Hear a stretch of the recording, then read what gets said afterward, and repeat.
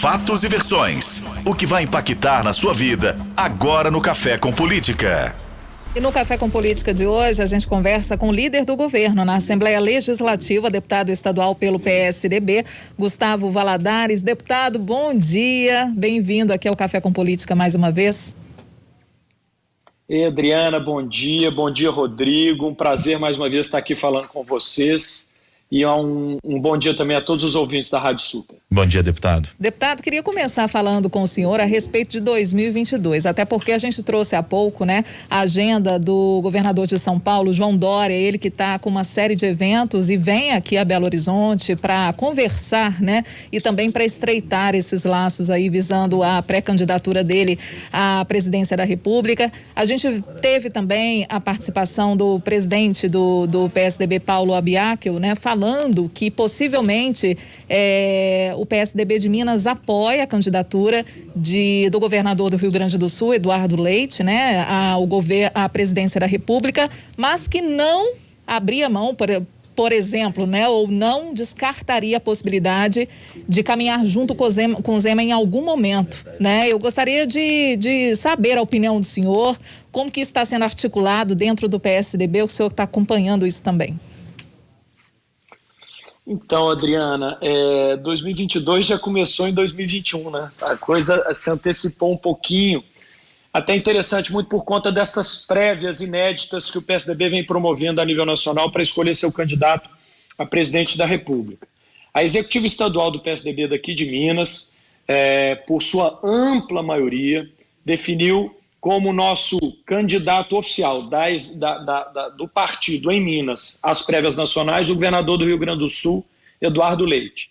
Para nós de Minas, Eduardo Leite é aquele que tem melhores condições de levar à frente um projeto que de forma muito clara é aquilo que o Brasil precisa, assim, que foge dos discursos extremistas tanto do atual presidente da República,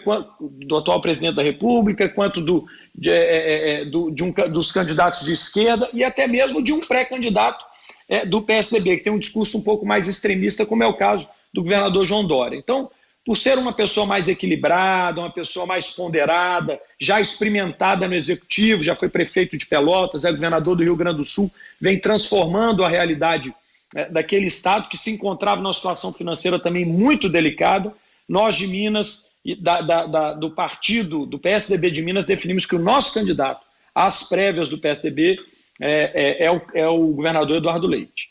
Quanto à questão em Minas, com relação a 2022, todo mundo sabe que o PSDB tem uma relação muito estreita, muito próxima com o governo do estado, com o governador Romeu Zema. O PSDB aqui na Assembleia sempre fez parte da sua base de sustentação.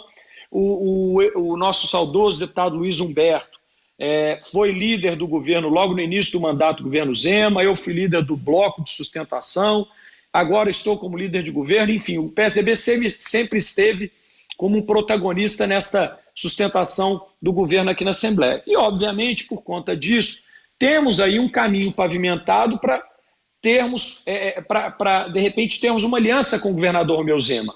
É óbvio que tudo se definirá depois de termos definidas as questões nacionais. Para o PSDB, a candidatura a presidente da República é algo muito importante e, por conta disso, aqui no Estado, nós vamos ter que seguir um pouquinho essa linha. Mas, do jeito que a coisa caminha hoje, eu acho que a relação com o governo Zema é uma boa relação e pode ser que dê frutos no futuro, aí, na eleição próxima. Deputado, dentro disso que a Adriana perguntou e que o senhor falou agora, sobretudo no final da sua resposta, eu faço uma outra pergunta, Esse caminho já está mais pavimentado para o PSDB se aliar ao governador Romeu Zema, mas tem uma notícia que saiu hoje no jornal Estado de São Paulo de que o governador Zema consultou o PSDB de Minas antes de um possível encontro com o governador João Dória, que desembarca aqui em Betim nesse sábado. E aí eu pergunto para o senhor, uma eventual aliança do PSDB mineiro com o governador Romeu Zema ficaria prejudicada por uma proximidade maior do governador de Minas com o governador de São Paulo, principalmente quando o assunto é a discussão das eleições de 2022? Olha, eu não recebi essa, Rodrigo, não soube dessa consulta que o governador fez ao partido por conta dessa visita do governador Dória a Minas. Agora, eu acho super natural que um governador de Minas receba um governador de um estado vizinho, de um estado importante, como é o estado de São Paulo. Nós aqui da executiva de Minas do PSDB também temos por característica, os mineiros, nós temos por característica sermos sempre bons anfitriões. Então, o governador João Dória é sempre bem-vindo em Minas, sempre será recebido pelo governador, assim como eu tenho certeza também que o dia que vier aqui o governador Eduardo Leite, o governador também Romeu Zema o receberá também com todas as honras. Então, assim, acho que isso não vai atrapalhar a nossa relação, não. O governador Romeu Zema sabe da decisão do PSDB de Minas que o nosso candidato nas prévias, que serão agora em novembro próximo, é o governador Eduardo Leite, não o governador João Dória. Ele tem consciência disso. Agora, é super natural que ele receba o governador João Dória e eu não vejo nenhum problema nisso. Uma outra questão também que está sendo colocada, inclusive na imprensa, né, em vários veículos de imprensa hoje, é a questão da opinião de Fernando Henrique Cardoso. A gente sabe que é um nome muito forte dentro do PSDB e ainda ele não definiu, pelo menos não deixou claro se vai apoiar um ou apoiar outro, né? O governador do Rio Grande do Sul ou o governador de São Paulo. A opinião de Fernando Henrique, até que ponto ela importa e até que ponto ela influencia dentro das decisões aqui em Minas? Aqui em Minas, Adriana, a nossa decisão já está tomada, né? A executiva, com ampla maioria dos seus membros, definiu por apoiar a candidatura de Eduardo Leite. Então, acho que uma definição ou uma palavra de apoio a um ou outro candidato pelo ex-presidente Fernando Henrique pouco mudaria nessa relação, nessa definição da executiva de Minas e do partido em Minas com relação às prévias. Agora, o ex-presidente Fernando Henrique é uma das principais figuras, se não a principal figura que temos no partido, pela história, pelo que construiu, pelo que fez pelo país, pela experiência, pela forma equilibrada com que vem lidando com as políticas em tempos de intolerância como essa que estamos vivendo. Então, eu tenho certeza que seria ou será muito bem-vinda a adesão do ex-presidente Fernando Henrique à candidatura, né, nas prévias do governador Eduardo Leite. Torço para que ele esteja ao nosso lado nesta caminhada, até porque o discurso do ex-presidente Fernando Henrique tem muita semelhança com o discurso praticado hoje pelo governador Eduardo Leite. Nós estamos conversando com o líder do governo na Assembleia Legislativa, o deputado estadual Gustavo Valadares, do PSDB. E ainda falando dessa questão nacional, nós temos a informação de que ontem o governador de São Paulo, João Dória, jantou com o ex-ministro da Saúde, Luiz Henrique Mandetta, com o ex-ministro da Justiça, Sérgio Moro, e que no cardápio desse jantar estava a construção de uma terceira via para tentar justamente se sobrepor ao ex-presidente Lula e ao atual presidente Jair Bolsonaro. A gente está vendo, deputado, que o governador de São Paulo, João Dória, ele agora tem feito uma movimentação um pouco maior no sentido da articulação política, algo que ele não fazia muito dentro desse projeto dele de ser candidato à presidência da República. A gente sempre notava a postura muito individual do governador João Dória. E agora ele está buscando a conversa, o apoio político, a conversa política para tentar encontrar uma saída. O senhor acha que pode chegar um ponto em que vai ficar inviável essa presença de dois nomes dentro do PSDB e que pode-se correr o risco de um lado perdedor das prévias não aceitar o resultado, sobretudo se isso vier por parte do governador João Dória? Olha, eu quero crer, Rodrigo, que qualquer um dos candidatos nas prévias do PSDB, mesmo que derrotados, eu quero crer que estejam todos juntos depois do resultado destas prévias, sabe? São todos maduros, todos experientes, experimentados. Acho que ficará muito ruim para aquele que se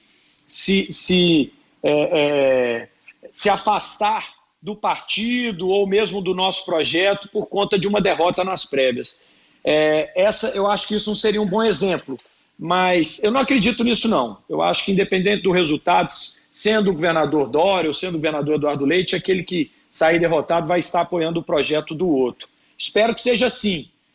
Agora, O governador Dória precisa realmente começar a fazer política e fazer a boa, e praticar a boa política, né? Por vezes, acho que ele trabalha de forma muito individual, sem pensar no coletivo, sem pensar no grupo, e por vezes também muito na linha do que é hoje o nosso presidente da República, né? Dá declarações muito destemperadas, enfim. Eu acho que o Brasil hoje precisa correr um pouquinho desses extremos aí, desse discurso intolerante. Nós temos que resgatar na política, Rodrigo, aquilo que ela tem de melhor, que é o diálogo permanente.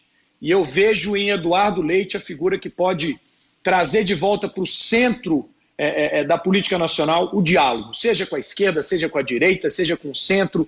Enfim, nós precisamos estar sempre dialogando, algo que está muito em falta hoje na política brasileira. Uma eventual união com o ex-ministro Luiz Henrique Mandetta, com o ex-ministro Sérgio Moro, como é que o senhor avalia? Olha, na política, Rodrigo, a gente tem que estar sempre buscando, ciscando para dentro, né? A gente tem que estar sempre buscando agregar. No período pré-eleitoral e no período eleitoral, mas ainda a soma é importante, nunca subtrair. São nomes importantes, cada um com a sua história, com a sua caminhada, com a sua biografia. Se estiverem todos juntos, mais forte será essa terceira via. Eu já brinquei, inclusive, no meu Twitter, há tempos atrás, convidando alguns dos pré-candidatos para um jantar aqui em Belo Horizonte, dizendo, inclusive, que eu pagava a conta. Aquela época eu chamei Mandetta, chamei Ciro, chamei Eduardo Leite, chamei...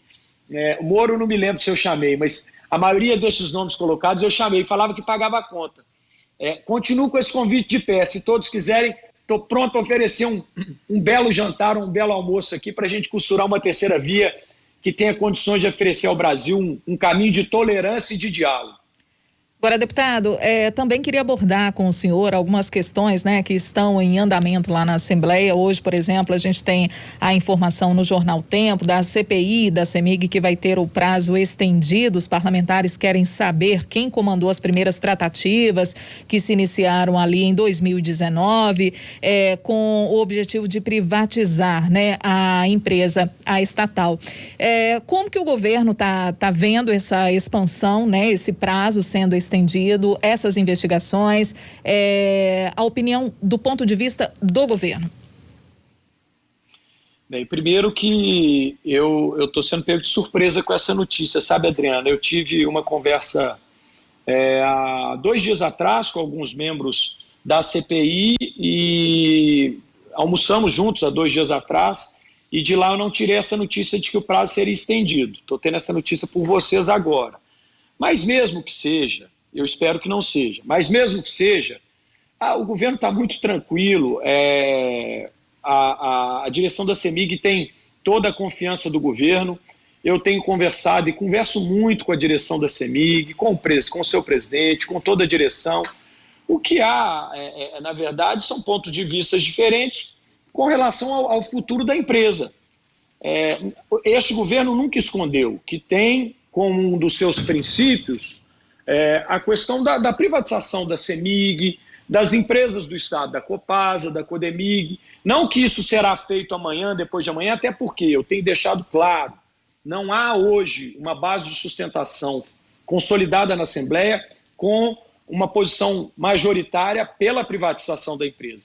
Mas é uma visão do governo, a direção que está lá, ela trabalha com o norte, pensando lá na frente na sua privatização. Agora, faz as coisas com muita responsabilidade. Eu mesmo tenho dito aos meus colegas aqui que, por vezes, eu tenho me sentido incomodado de não estar participando da CPI, porque está parecendo que só há uma versão ali, a versão dos membros que são contrários à atual gestão. Há muito que se defender da atual gestão, os resultados são extremamente positivos da atual gestão e em algum momento eu colocarei meu posicionamento de forma muito franca, no plenário, na tribuna ou até mesmo na comissão. Hora do bate-pronto. No Café com Política. Hora do bate-pronto. Deputado, são perguntas objetivas, respostas objetivas. O senhor sempre participa aqui conosco, já sabe muito bem como funciona, né? Sei sim, Adriano. Então, para começar, a CPI da CEMIG. Espero que termine rapidamente para não atrapalhar a administração da empresa, que tem feito um belo trabalho. O futuro do PSDB, ao lado do governador Zema? Há uma boa chance. A relação do governo com a Assembleia.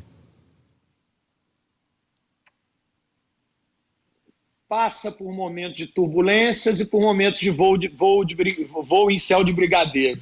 Cada dia é um dia. O presidente da Assembleia, Agostinho Patrus. Um bom amigo e um excelente presidente. Por que Eduardo Leite em vez de João Dória? Pelo discurso da tolerância, pela experiência de gestão e, ao mesmo tempo, pela juventude, pelo vigor, pela disposição. Terceira via num país radical. O melhor caminho. Deputado estadual Gustavo Valadares, do PSDB, líder do governo na Assembleia Legislativa, nosso convidado de hoje aqui no Café com Política. Prazer falar contigo mais uma vez, deputado. Muito obrigado. Até a próxima. Adriana, Rodrigo, sempre um prazer. Sempre que convidado eu vou estar aqui pronto para atendê-los aí. Um abraço a todos os ouvintes, gente. Um abração. Obrigada, deputado.